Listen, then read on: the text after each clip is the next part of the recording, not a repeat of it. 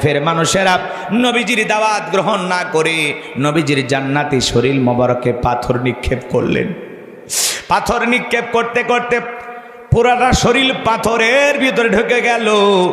এইবার কাফেরা যখন চলে গেল, নবীজির প্রিয় সাহাবী যায়েদ বিন হারেসা বলেন, অনেক কষ্ট করে নবীজির শরীর মোবারক থেকে পাথরগুলো সরায় ফেললাম। এরপরে নবীজির হুশ যখন ফিরে আসলো, আমার নবী ডেকে বলে, যায়েদ এখন কোন ওয়াক্তের নামাজের সময়? আমি বললাম এখন আসরের নামাজের সময়। বিশ্ব নবী ডেকে বলে, আমার একটু ওযু বানায়া দাও।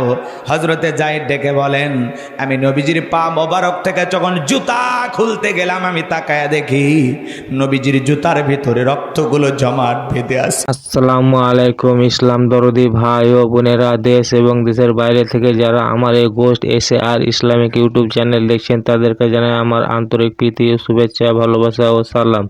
তো আজকে যে হুজুরকে নিয়ে এসেছি, সে হুজুর হচ্ছে গোলাম রাব্বানী হুজুর। গোলাম রাব্বানী হুজুর সত্যি এমন একজন হুজুর যা যুক্তিবাদী এবং সমাজের যে সমস্ত কর্মকলাপগুলো ঘটে তা বাস্তবের, তা আমাদের মিল খেয়ে যায়। সেই সমস্ত সামাজিক যে জিনিসগুলো বেশি নোংরা, মানে আমাদের সমাজকে যে জিনিসগুলো বেশি প্রচারিত এবং আমাদের সমাজকে যে সমস্ত জিনিস আমাদের সমাজকে মানে কলুষিত করছে বা আমাদের সমাজকে ধ্বংসের দিকে নিয়ে যাচ্ছে যে সমস্ত জিনিস, সেই সমস্ত জিনিসগুলোকে কিন্তু গোলাম রাব্বানী হুজুর তুলে ধরেন এবং তিনার বক্তব্য এত সুন্দর, মানে যা বলা যায় না। তো চলুন আমরা গোলাম রাব্বানী হুজুরের মুখ থেকে তার সুন্দর বয়ান শুনবো এবং সেই বয়ানকে আমরা আমল করার চেষ্টা করব ইনশাআল্লাহ। গোলাম রাব্বানী হুজুর সত্যি এমন একজন হুজুর যে হুজুর সমাজের সামাজিক যে দিকগুলো রয়েছে, যে বাস্তববাদী যুক্তিবাদী এমন একজন হুজুর সত্যি, যার বয়ান শুনলে হৃদয় জুড়িয়ে যায়। তো চলুন আমরা শুনে নেব গোলাম রাব্বানী হুজুরের মুখ থেকে বিশেষ কিছু বয়ান। তো আর দেরি করবো না, চলো বন্ধুরা শুনে নাও গোলাম রাব্বানী হুজুরের মুখ থেকে তার কিছু বয়ান। চোখে দেখে না, শোনে না, না পারে আপনাদের উপকার করতে, না পারে আমাদের উপকার করতে। নাকের ডোকায় মাছি পড়লে তাড়ানোর শক্তি নাই। ও বাবা, এগুলো দেবতার আর পূজা করো না, এক আল্লাহর ইবাদত করো, এক আল্লাহর ইবাদত করো। আজর ঠাকুর ডেকে বলে, ইব্রাহিম তোমার এত বড় সাহস, তুমি আমার দেবতার বিরুদ্ধে কথা বলো। আজ থেকে তোমার বাড়ি আমার বাড়িতে জায়গা হবে না। আজ থেকে তুমি আমার বাড়িতে থাকতে পারবে না, আমার চোখের সামনের দিকে দূর হয়ে চলে যাও। তাওহীদের দাওয়াত দেওয়ার কারণে, আল্লাহর পথে দাওয়াত দেওয়ার কারণে আপন বাবা ও সন্তানকে ঘর ছাড়া করেছিল। কথা বলেন ঠিক কি না? আমার ভাইয়েরা গভীর মনোযোগ দিয়ে শুনবেন, আমি গুনাহগার যে কথা আপনাদেরকে বলতে চাচ্ছিলাম। এইবার আপন বাবা মেয়ের বিরুদ্ধে গভীর ষড়যন্ত্র করলেন, আংটিটা নদীর ভিতরে ছুঁড়ে মারছেন। আমার ভাইয়েরা, এইবার মেয়েটার ভাগ্যের পরিণতি কি হয় আপনারা কি একটু শুনবেন? কারা কারা শুনবেন? দুই হাত তুলে দেখান। লিল্লাহে তাকবীর, লিল্লাহে তাকবীর। আজকেও তামাম পৃথিবীতে মুসলমানদের বিরুদ্ধে ষড়যন্ত্র আছে না নাই? তামাম পৃথিবীর জালেমেরা ঐক্যবদ্ধ হয়েছে ইসলাম আর মুসলমানকে বিদায় করে দেওয়ার জন্য। কিন্তু মনে রাখবেন বাজান গো আমার, জালেমদের জুলুম যত বাড়বে মুসলমানদের বিজয় তত নিকটে। কথা বলেন ঠিক কি না? ভয় পাওয়ার কোনো কারণ নাই। আধারে ভয় পেও না, আলো আছে আড়ালে, কালো সব পালিয়ে যাবে তুমি উঠে দাঁড়ালে। আধারে ভয় পেও না, আলো আছে আড়ালে, কালো সব পালিয়ে যাবে তুমি উঠে দাঁড়ালে। নাস্তিকেরা পালিয়ে যাবে আমরা উঠে দাঁড়ালে। কথা বলে ঠিক কি না? একটু হুঙ্কার দেওয়া লাগবে, একটু আওয়াজ দেওয়া লাগবে, তাহলে বাতিলেরা কাঁপবে। চুপচাপ থাকলে ওরা ঘাড় এসে বসে থাকবে।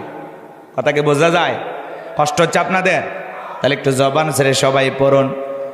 আল্লাহ রাব্বুল আলামিন বলেন, ইন্নাল্লাযীনা ক্বালু রাব্বুনাল্লাহু সুম্মাস্তাকামু তাতানাজ্জালু আলাইহিমুল মালাইকাতু আল্লা তাখাফু ওয়া লা তাহজানু ওয়া আবশিরু বিল জান্নাতিল্লাতী কুনতুম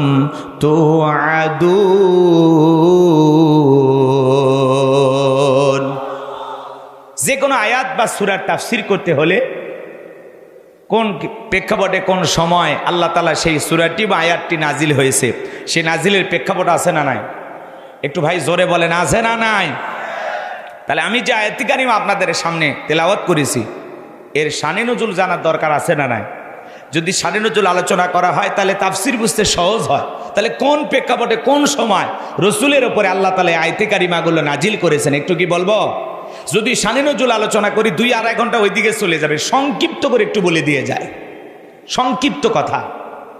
আমার ভাইয়েরা, বিশ্বনবীর প্রিয় 2 জন মানুষ মাত্র 3 দিনের ব্যবধানে মারা গেলেন। আম্মা জান খাদিজাতুল কুবরা রাদিয়াল্লাহু তাআলা আনহা মারা গেলেন, নবীজির কাছের চাচা আবু তালেব মারা গেলেন।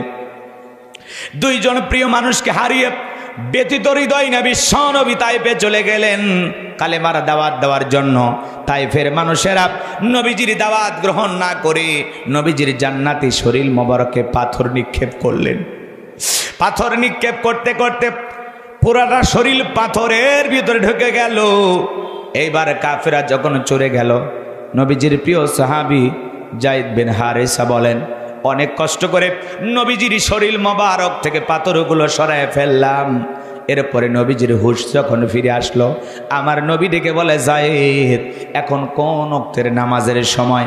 আমি বললাম এখন আসরের নামাজের সময়। বিশ্ব নবী ডেকে বলে, আমার একটু ওযু বানায়া দাও। হযরতে যায়েদ ডেকে বলেন, আমি নবীজির পা মোবারক থেকে যখন জুতা খুলতে গেলাম, আমি তাকায়া দেখি নবীজির জুতার ভিতরে রক্তগুলো জমাট বেঁধে আছে। অনেক কষ্ট করে জুতা মোবারক খুলে দিলাম। নবীজি সালাত আদায় করার পরে আসমান থেকে জিবরাইল এসে বলে, নবী, যেই তাইফের যুবকেরা আপনাকে পাথর নিক্ষেপ করেছে, একবার শুধু অর্ডার দেন, পাহাড় চাপা দিয়ে তাইফের মানুষকে বিদায় করে দেওয়া হবে, ধ্বংস করে দেওয়া হবে। বিশ্ব নবী ডেকে বলে, জিবরাইল, ওরা না চিনে আমাকে পাথর নিক্ষেপ করেছে, ওদেরকে যদি শেষ করে দাও, আমি কার কাছে কালেমার দাওয়াত পৌঁছাবো? আমি তাইফের মানুষদেরকে মাফ করে দিয়েছি, তুমি আমার আল্লাহকে জানায়া দাও, আমার আল্লাহও যেন তাইফের মানুষকে মাফ করে দেয়। কেমন দয়ালু নবী পাইছি বিশ্ব নবী। তাইফ থেকে যখন মক্কা নগরীতে চলে আসলেন, 1 দিন 2 দিন নয়, 19 দিন পর্যন্ত আসমান থেকে নতুন কোন আয়াতে কারিমা নাজিল হয় না।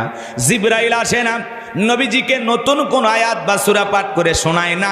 কাফেররা সমালোচনা শুরু করে দিল, ও নবীর সাহাবীরা, কি ব্যাপার, তোমাদের নবী তো নতুন কোন আয়াত নতুন কোন সূরা পাঠ করে আমাদেরকে শোনায় না, নাকি তার উপরে যে জিন ভর করেছিল সেই জিনটা বিদায় নিয়েছে? জোরে কর নাউজুবিল্লাহ।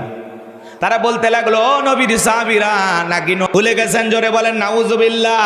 এইভাবে যখন কাফেররা সমালোচনা শুরু করে দিল, 19 দিন পরে জিবরাইলের মাধ্যমে আমার আল্লাহ রাব্বুল আলামিন নবীজির উপরে পাওয়ারফুল আয়াতে কারিমাগুলো নাজিল করলেন। চিৎকার মেরে বলুন আল্লাহু আকবার। আমার আল্লাহ রাব্বুল আলামিন বলেন, ইন্নাল্লাযীনা ক্বালু রাব্বুনাল্লাহ, ইন্নাল্লাযীনা ক্বালু রাব্বুনাল্লাহ, নিশ্চয়ই যারা বলে আমি তাদের রব, সুম্মাস্তাকামু, এই কথার উপরে যারা ইস্তেকামাত থাকে, অবিচল অটল থাকে, তাতানাজ্জালু আলাইহিমুল মালাইকা, আসমান থেকে তাদের উপরে ফেরেশতা নাজিল হয়। ফেরেশতা আসে 3 সময়। জোরে বলেন কয় সময়? একটু জোরে বলেন কয় সময়?